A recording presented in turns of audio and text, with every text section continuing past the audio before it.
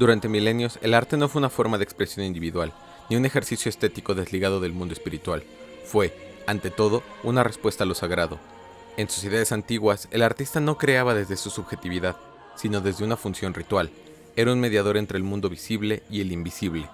Lo que hoy llamaríamos inspiración era entonces concebido como una intervención divina. El artista era poseído por el espíritu o guiado por la naturaleza o Dios mismo, y su obra era testimonio de esa relación. En las civilizaciones mesopotámicas, egipcias, mayas o hindúes, la producción artística estaba al servicio del mito, del rito, del templo. Las esculturas, los relieves, los frescos, las danzas y cantos no eran objetos de contemplación pasiva, eran instrumentos de conexión. Una estatua no era solo una piedra tallada, era el receptáculo de un dios. Un fresco no ilustraba una historia, recreaba el orden cósmico. El arte tenía una función que trascendía lo humano. Se creaba para mantener la armonía entre el hombre y lo divino. Esta división alcanzó una de sus expresiones más sofisticadas durante la Edad Media cristiana. El arte gótico, por ejemplo, no estaba diseñado para el placer estético de los fieles, sino para elevar el alma hacia lo eterno. Las catedrales no eran construidas para el hombre, sino para Dios. Su altura, sus vitrales, su oscuridad, seguida de la luz, eran una arquitectura de la fe. Cada detalle hacía referencia a una teología visual, incluso la música sacra, como el canto gregoriano, no buscaba el gozo sonoro, sino la purificación del espíritu mediante la repetición, el silencio, la elevación. San Agustín lo dejó claro: el arte que no conduce a Dios es vanidad. Esta lógica se replicó, con sus matices, en múltiples tradiciones.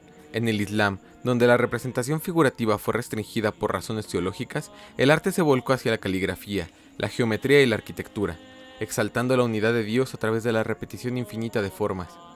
El mandala budista, por su parte, no es solo un dibujo, es un mapa espiritual, una meditación resultante en forma y color, y en el judaísmo el arte se encontró en la letra sagrada, en el objeto ritual, en la narración a través de generaciones. Lo importante aquí no es solo constatar la presencia de lo sagrado en las obras, sino entender qué posición ocupaba el hombre en ese acto de creación. El artista no era el protagonista, su firma no importaba, la obra no hablaba de él, sino a través de él. La belleza no era fin en sí misma, sino un signo de lo divino. El artista renunciaba a su individualidad para ser un vehículo de algo más grande. Este vínculo entre arte y fe no es simplemente histórico, es existencial. Como sostiene el filósofo Martin Heidegger, el arte revela el ser, lo desoculta. Y para siglos de humanidad, ese ser no era otro que Dios. La obra de arte, entonces, no era un objeto decorativo, sino una epifanía, algo que no se miraba, sino que se contemplaba. Y en esa contemplación, el hombre encontraba su pequeñez y una posibilidad de redención. Con la llegada del Renacimiento y el progresivo nacimiento del individuo moderno, esta relación empezó a transformarse. Aparece el genio artístico como figura autónoma, la firma de las piezas se vuelve relevante y el arte comienza a centrarse en lo humano, en lo anatómico, en lo mundano. Pero incluso entonces, durante un largo periodo, esta nueva libertad seguía en diálogo con lo sagrado. La belleza del cuerpo era una forma de glorificar la obra de Dios. El desnudo no era una provocación, sino una afirmación de la creación divina. Crear era un gesto de reverencia, de humildad, de misterio. La obra de arte, antes de ser una afirmación del yo, era un acto de adoración. Y esa adoración no era opcional, era estructural. El arte no podía no estar al servicio de lo divino, porque todo estaba al servicio de lo divino.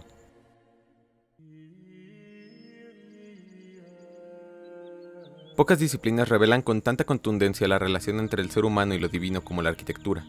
A diferencia de otras artes, la arquitectura no solo se contempla, se habita, se recorre, se siente en el cuerpo, es espacio hecho forma, y por lo tanto es una manifestación directa del orden que se requiere establecer en el mundo.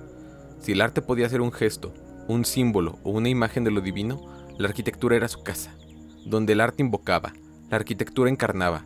Construir fue, durante siglos, una forma radical de adorar.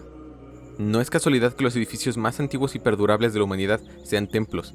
Las pirámides egipcias, los figuras mesopotámicos, las estupas budistas, las iglesias románicas o las mezquitas islámicas no surgieron como necesidad funcional, sino como actos de devoción. Eran estructuras dedicadas a una sola tarea: hacer presente lo invisible.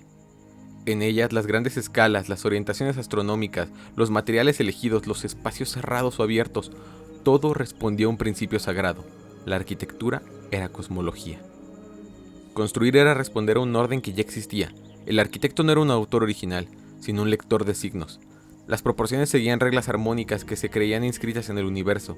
En Grecia, el orden dórico-jónico no era solo una elección estética, era una traducción matemática de la belleza natural y, por ende, del equilibrio que los dioses habían puesto en el mundo. En la India, los templos se construían según los principios del Vastu Shastra, una ciencia sagrada de la orientación y la proporción. En la Edad Media cristiana, el número de naves, la disposición de los vitrales, la altura de las bóvedas y el diseño del ábside seguían una lógica teológica: elevar al hombre hacia Dios mediante la luz, la verticalidad y el silencio. Una catedral gótica, por ejemplo, no era un simple espacio de reunión, era un instrumento espiritual. Su misma estructura imponía al cuerpo una experiencia de humanidad. La luz que conseguía entrar por los vitrales no era una simple decoración, era símbolo del alma, siendo iluminada por la verdad divina. Las piedras, talladas una a una por artesanos anónimos, eran ofrecidas como sacrificio de tiempo y técnica. En ese tipo de construcciones, la humanidad reconocía su lugar, no como centro, sino como criatura que necesita de Dios para habitar el mundo con sentido. En el mundo islámico, esta relación se intensificó aún más. La arquitectura de las mezquitas, con sus cúpulas, patios y minaretes, está diseñado para la oración y para recordar constantemente a Dios. La geometría y la caligrafía que decoran sus muros no representan figuras humanas, representan el infinito. La repetición de formas se convertiría en una meditación visual. El espacio arquitectónico no busca representar a Dios, sino representar su inabarcabilidad en todos los aspectos. Incluso en las culturas precolombinas, donde lo religioso y lo político iban de la mano, la arquitectura fue una forma de anclarse al cosmos. Las pirámides mayas y aztecas no solo eran escenarios de rituales, sino dispositivos simbólicos que conectaban los tres niveles del universo: el inframundo, la tierra y el cielo. Cada peldaño, cada orientación solar, cada altar tenía un significado preciso. Pero en algún punto de la historia, este vínculo comenzó a romperse. La arquitectura moderna, impulsada por la Ilustración, el racionalismo y la Revolución Industrial, abandonó progresivamente su dimensión sagrada. El funcionalismo, la eficiencia, la producción en serie y el urbanismo capitalista transformaron al arquitecto en ingeniero, al templo en plazas comerciales. Ya no se construía para Dios, sino para el rendimiento. El símbolo fue desplazado por el cálculo, el asombro por la lógica. Las catedrales dejaron de levantarse. En su lugar llegaron los aeropuertos, los rascacielos, las oficinas. No se trata aquí de idealizar el pasado, ni de condenar el presente, pero sí de señalar una transformación radical. Construir ya no es para la mayoría de la civilización humana un acto de fe, es una estrategia de intercambio, y cuando la arquitectura renuncia a su dimensión simbólica, lo que se pierde no solo es una estética, sino una forma de relacionarse con lo invisible.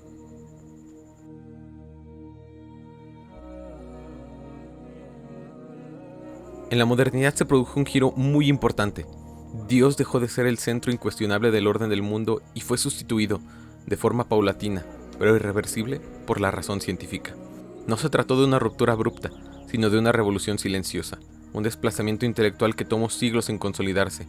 Sin embargo, sus efectos fueron tan profundos que alteraron radicalmente no solo nuestra visión del universo, sino también nuestra percepción de lo humano.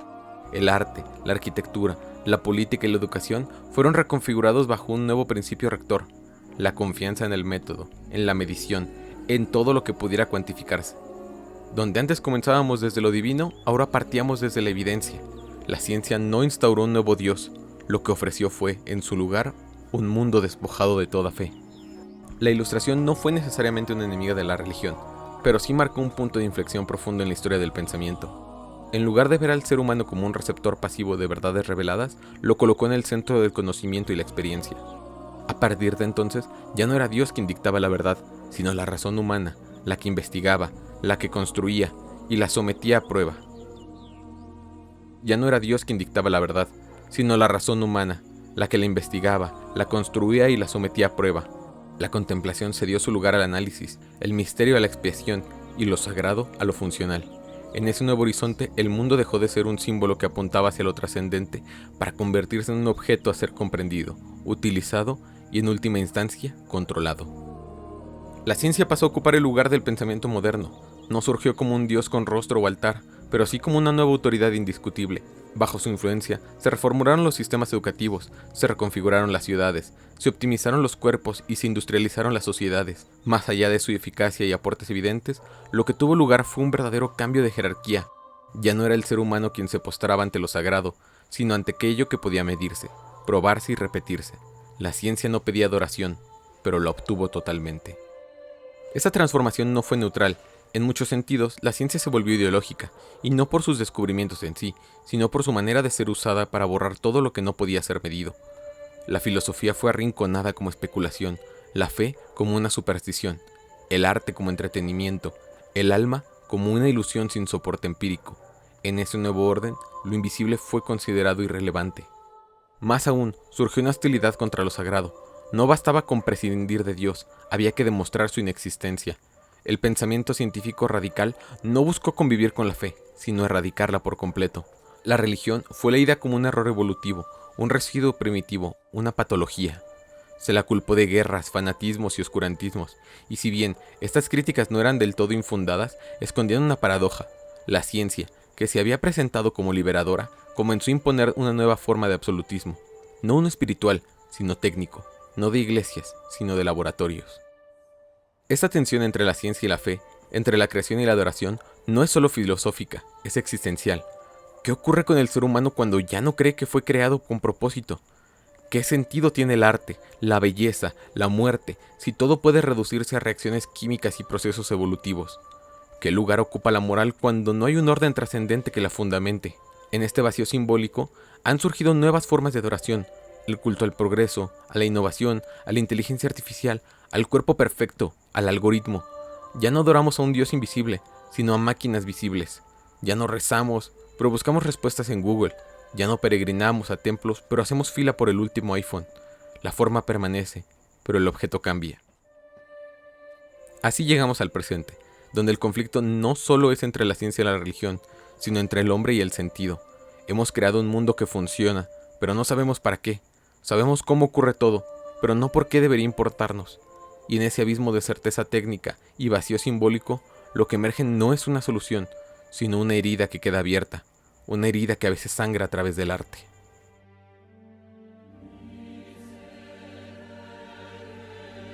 ¿Es posible que el arte se haya convertido en un adversario de lo divino?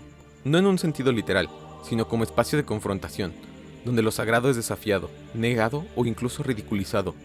A lo largo del siglo XX y lo que va del XXI, la relación entre el arte y religión ha dejado de ser complementaria para convertirse en un terreno de fricción. Lo que durante siglos fue un medio privilegiado para expresar lo trascendente, se ha transformado en su crítica más aguda, su ironía más punzante o incluso en el lugar donde lo sagrado parece enterrarse. Este giro no ocurrió de la noche a la mañana, fue un proceso largo y complejo, en el que el arte se despojó de sus funciones litúrgicas y devocionales para volverse un ejercicio de la libertad individual. La modernidad, con su énfasis en la autonomía del sujeto, convirtió al artista en una figura casi mesiánica, un ser que ya no reproduce verdades superiores, sino que es capaz de inventarlas. Y con ese cambio surgió una necesidad latente: romper con el símbolo, transgredir la forma, poner en duda lo absoluto.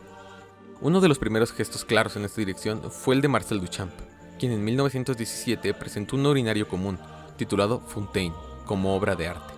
Aunque no se trataba de una provocación religiosa explícita, el gesto fue profundamente iconoclasta. El arte dejaba de ser belleza, sacralidad, contemplación, para convertirse en concepto, en ironía, en escándalo. El artista ya no es un siervo del misterio, sino un disruptor del sentido. Ese gesto, aparentemente banal, abrió la puerta a una nueva era en la que transgredir es, en sí mismo, una forma de creación. A partir de ahí, el siglo XX se llenó de obras que utilizaron el lenguaje de lo sagrado para subvertirlo. Andrés Serrano, con su fotografía Peace Christ de 1987, mostró un crucifijo sumergido en orina. Chris O'Feely adornó una Virgen María con estiércol de elefante. Santiago Sierra ha pagado a indigentes para tatuarles líneas sobre la espalda, cuestionando la dignidad humana. Estas obras no solo buscan incomodar, se sitúan deliberadamente entre el arte, política y blasfemia. Lo religioso aún conserva un poder que el arte ya no tiene, el de generar sentido al universo. Lo religioso aún conserva un poder que el arte ya no tiene, el de generar un sentido universal. Al atacar ese poder, el arte reafirma el suyo, pero también lo envidia.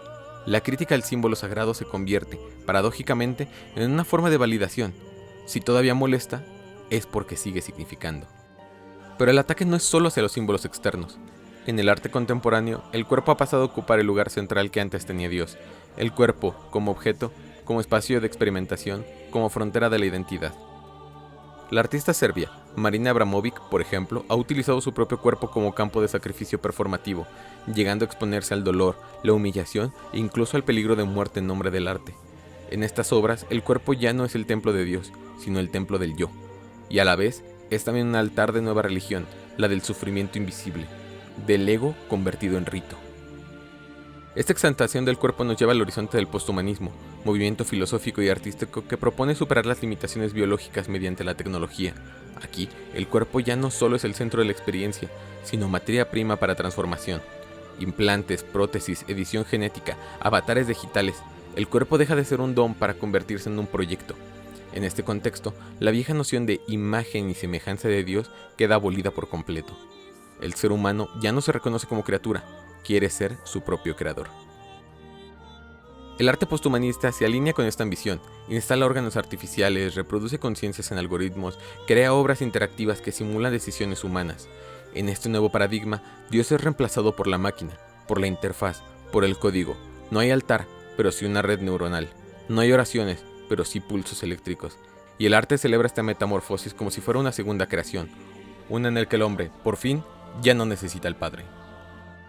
Pero esta revelación no está exenta de angustia. Incluso cuando el arte ataca a Dios, lo hace desde una relación conflictiva, nunca indiferente. La necesidad de provocar indica que lo divino sigue siendo una referencia, sino de sentido, al menos de oposición. El arte contra Dios no es el arte sin Dios. En muchos casos sigue siendo una forma de diálogo que no se consigue, una súplica disfrazada de indulto, un grito que busca respuesta en el vacío.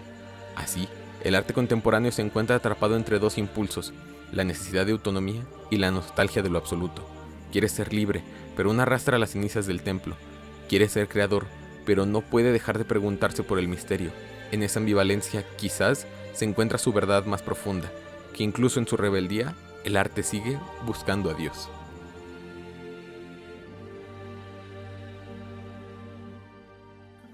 Cuando el ser humano dejó de mirar al cielo en búsqueda de sentido, comenzó a mirar hacia sí mismo, y en ese giro introspectivo nació una pregunta tan antigua como radical. Si Dios ya no es, ¿quién ocupará su lugar? La respuesta en muchos casos ha sido inquietante, yo mismo quizá. El hombre, que antes se asumía como criatura, ahora se concibe como creador, y el acto de crear, ya sea en el arte, en la ciencia, en la técnica, ya no se vive como imitación de lo divino, sino como su reemplazo. No adoramos a Dios, lo reconstruimos. Esta tendencia no es nueva, pero en la era contemporánea se ha intensificado de manera alarmante. Si antes la creación era un gesto de humildad, como una forma de conectar con lo trascendente, hoy se ha convertido en un acto de soberanía. Crear no es rendirse ante algo superior, sino afirmarse como centro del universo. Crear hoy es conquistar, es controlar, es desafiar. La arquitectura dejó de construir templos y comenzó a erigir monumentos al ego. Las catedrales góticas que elevaban la mirada hacia el cielo han sido reemplazadas por rascacielos que dominan el horizonte como torres de Babel contemporáneas. La función ya no es evocar a lo eterno, sino imponer una presencia. El arquitecto ya no es el siervo de Dios, sino el Dios de una ciudad. Cada línea, cada volumen, cada material, todo responde a una lógica de poder, no de reverencia. En el arte, la situación es similar. Donde antes se pintaban santos, vírgenes, mitologías, paisajes de misterio, hoy se representan obsesiones personales, rupturas sociales, provocaciones ideológicas. No se trata de nostalgia por una estética religiosa, sino de una constatación. El arte ya no busca lo eterno, sino lo urgente. Ya no quiere elevar, sino sacudir. El artista se ha convertido en un nuevo sacerdote, pero no de lo sagrado, sino de sí mismo. Lo que importa no es ya la obra, sino el gesto de hacerla, su impacto, su ruido, su viralidad. La ciencia, por su parte, ha empujado esta lógica hasta sus límites. La inteligencia artificial, la biotecnología, la robótica, la ingeniería genética, todo apunta a un mismo horizonte. No ya entender al hombre, sino reconstruirlo. No ya sanar la enfermedad, sino vencer a la muerte. No ya conocer al universo, sino dominarlo. Y detrás de cada avance tecnológico hay una ambición silenciosa: crear una nueva naturaleza. Una donde el azar sea eliminado, donde el sufrimiento sea corregido, donde la fragilidad humana sea superada. Es en este punto donde la creación contemporánea revela su dimensión más inquietante. Ya no se trata solo de crear para afirmar la vida, sino de crear como un acto de sustitución, incluso de negación a Dios. La creación deja de ser una ofrenda y se convierte en un gesto de apropiación. Vuelve el impulso prometeico, tomar el fuego del cielo, desafiar lo divino, reconstruir el mundo a imagen del hombre. Pero cuando el acto de crear se desliga de todo límite, corre el riesgo de volverse destructivo, porque el hombre que aspira a ocupar el lugar de Dios fácilmente olvida que, por más lejos que llegue, sigue siendo humano. y en ese olvido se abre paso una sombra persistente, la soberbia, la ibris, la desmesura. Cuando el ser humano se erige como centro absoluto, todo lo que rodea se reconfigura como medio, como instrumento. El otro se reduce a obstáculo o utilidad, la naturaleza, un recurso explotable, el cuerpo, la materia disponible para ser intervenida, la historia, la ruina prescindible, el arte, un vehículo de agendas, la verdad, una construcción subjetiva. En ese escenario, crear ya no es un acto de diálogo con el misterio, sino una forma de negación, de límite, del enigma, del otro y finalmente de Dios. Pero algo resiste. En lo más profundo sigue latiendo una pregunta que ninguna técnica puede sofocar. ¿Por qué? ¿Por qué crear? ¿Para quién? ¿Con qué fin? Y es ahí donde, incluso en el intento de suplantar a Dios, su huella se vuelve ineludible. Porque crear exige sentido, y el sentido exige algo más grande que uno mismo. Tal vez, sin saberlo, seguimos creando no para sustituir a Dios, sino para buscarlo. Para tocar, aunque sea de forma remota, la belleza que nos excede, y quizás, en ese gesto, se encuentre la paradoja central de nuestro tiempo. Hemos dejado de creer en Dios, pero no podemos dejar de actuar como si Él existiera.